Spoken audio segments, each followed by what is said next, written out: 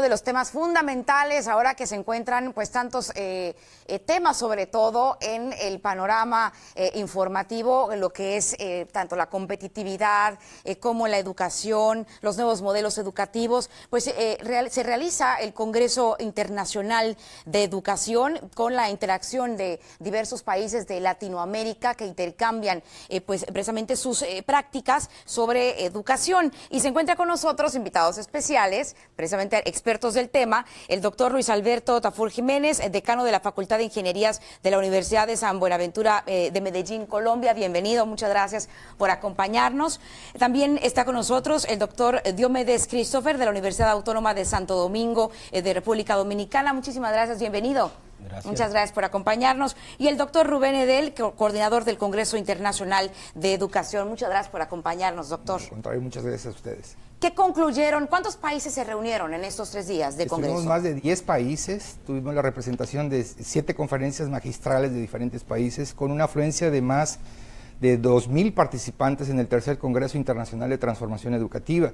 Precisamente los doctores participaron con sus ponencias, sus conferencias, y bueno, muy congratulados con el resultado que hemos tenido por 2 particularidades. Una, porque nos dirigimos al profesor del aula, es un congreso que no está dirigido exclusivamente a investigadores, y el segundo, por el poder sinergizar la participación de tomadores de decisiones, de académicos, de estudiantes, de directivos.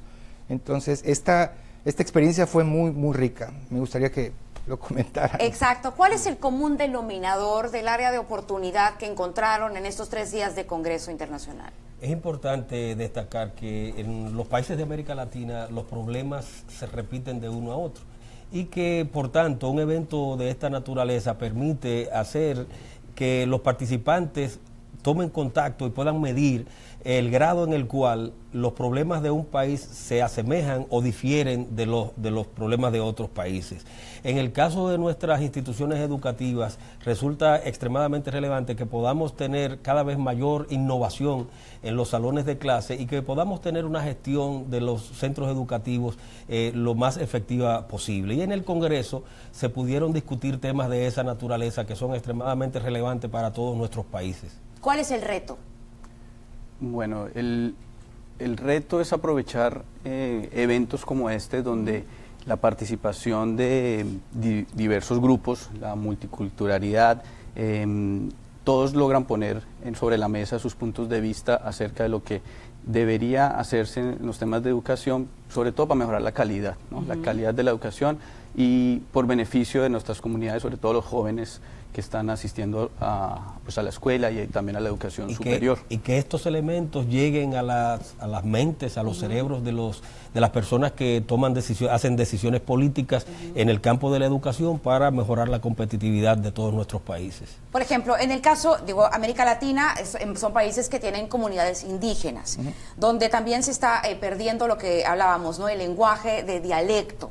Y se está fomentando en un nuevo modelo educativo, recién anunciado por el gobierno federal, el idioma inglés como ya pues un lenguaje que es importante para ser competitivo, y se nos olvidan pues los dialectos. ¿Qué opinan al respecto? ¿Cómo recuperar esto y cómo hacer un balance, un equilibrio en este de aprender un nuevo idioma, pero pues olvidar el que nosotros tenemos como de nacimiento? Ha tocado un tema nodal del Congreso Internacional de Transformación Educativa. Hay temas que son transversales y que hemos abordado a lo largo de estos 3 días. Equidad, inclusión, eficiencia terminal, calidad. Y justo uno de los temas que discutimos ayer tiene que ver con el aprendizaje mediado por tecnología y cómo esta alternativa, este nuevo paradigma en educación puede permear áreas que son prioritarias en el contexto nacional, incluidas las indígenas, los grupos vulnerables, los centros penitenciarios, los hospitales, por ejemplo.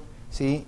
Aprovechar las bondades de las tecnologías para ofertar que no solamente instituciones públicas y privadas, sino la educación en el más amplio sentido de la palabra, ¿no? Me parece que esa decisión de las autoridades federales del gobierno de México es muy importante, en razón de que uno de los valores más fuertes que tienen las culturas latinas son precisamente esas tradiciones, y en el caso de los países donde hay mayor presencia del legado aborigen, mantener esos idiomas, esas maneras de hablar, resulta muy importante para preservar la cultura. no es que no querramos cambiar la cultura. El Congreso, el título es Transformación de la Educación, pero transformar la educación no para dañar lo que está bien, sino para mejorar aquellas cosas que son susceptibles de ser mejoradas. Y creo que en el caso de trazar políticas para mantener la tradición de los aborígenes y los orígenes de nuestras culturas es extremadamente importante. Y mezclarlo con las nuevas tecnologías, ¿no? ¿Se va a firmar un documento, se va a hacer un documento, una iniciativa a partir de este Congreso, alguna propuesta que pueda elevarse a rango de iniciativa como tal para hacer la transformación? Hemos generado, más allá de tener unas memorias, la publicación de libros en donde expresamos nuestras ideas. Yo creo que, en síntesis, el lema de nuestro Congreso habla de lo que ha sucedido en el Centro de Convenciones de Veracruz, que es prospectiva y emancipación social, aprendizaje creador. En ese sentido, hemos sido un espacio plural de ideas y que nos ha permitido también una vinculación, que no solamente en el contexto nacional, sino internacional, para, no solamente firmar acuerdos o signar acuerdos, sino establecer grupos de colaboración importante que redunden en los modelos y sistemas y ambientes educativos en todos los niveles en el país. Muy bien. En Colombia, por ejemplo, la autonomía de las universidades públicas, ¿cómo se está dando? ¿Cómo es este caso? ¿Sí es realmente autónomo como tal? Las prácticas educativas en las universidades públicas son abiertas para los jóvenes. ¿Cómo se encuentran? No es muy diferente a lo que sucede en el resto del continente. Hay una autonomía en el aula, hay una autonomía en aspectos académicos, pero no dejamos de tener también tal vez los mismos problemas que tenemos en Latinoamérica con respecto a la educación pública, ¿no? Por eso lo importante de estos espacios, el poder escuchar los distintos puntos de vista de todos los actores, estudiantes, profesores, directivos, y cómo discutir acerca de esas posibilidades para mejorar la calidad en la educación, tanto pública como privada también.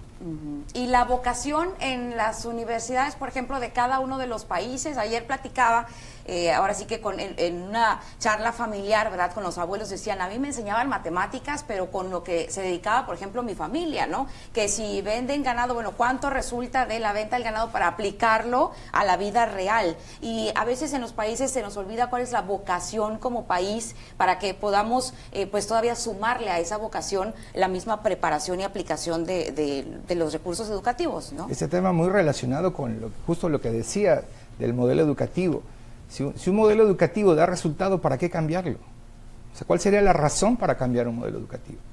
Justo fue una de las preguntas iniciales con el cual arrancamos el Congreso. Decimos transformación educativa, ¿transformar qué? ¿Qué necesitamos transformar? Y caíamos en la cuenta que lo que se tiene que transformar son las condiciones de la educación, y que se pueden transformar insumos, se pueden transformar procesos, se pueden transformar productos, ¿sí? Un modelo educativo no es una moda. Un modelo educativo tiene que dar respuesta a lo que está sucediendo allá afuera. Lleva un tiempo, ¿no? Una planeación. Sí, exactamente. Lo que usted dice tiene que ver con la relevancia, la pertinencia de la educación. La educación tiene que ser relevante, tiene que ser pertinente a aquellas zonas, a aquellas ciudades, campos en las cuales se encuentran. Entonces, las universidades públicas de nuestros países tienen como una de sus funciones primordiales hacer eso. Tratar de aportar a los conocimientos que son relevantes a las demarcaciones geográficas en las que se encuentran, y en ese sentido diríamos nosotros, y eso justifica de por sí las instituciones públicas, y es que ellas, al dar mayor acceso a los sectores más pobres de nuestros países, contribuyen enormemente a la equidad de las sociedades, porque si hay una manera idónea de elevar a las personas en la escala social de cualquier país del mundo es educándola, y esa función la cumplen las universidades públicas, que en nuestros países, en casi todos, podrá decirlo el colega colombiano y ustedes acá en México, pudieran darse cuenta de que las universidades privadas suelen ser bastante más caras. Bien, pues les agradezco muchísimo que nos hayan acompañado, y bueno, pues ojalá que nos compartan a través de alguna página de internet las conclusiones de este Congreso Internacional para que puedan servir a los docentes y a los alumnos también actuales. Muchísimas gracias. Gracias por acompañarnos. Están con nosotros precisamente el doctor Luis Alberto Tafur Jiménez de la Universidad de San Buenaventura en Medellín, Colombia, doctor Diomedes Christopher de la Universidad Autónoma de Santo Domingo en República Dominicana, y el doctor Rubén Edel, pues del Congreso Internacional de Educación. Muchísimas gracias. Muchas gracias. Gracias y hasta la próxima. Y vamos a continuar con más después de la pausa.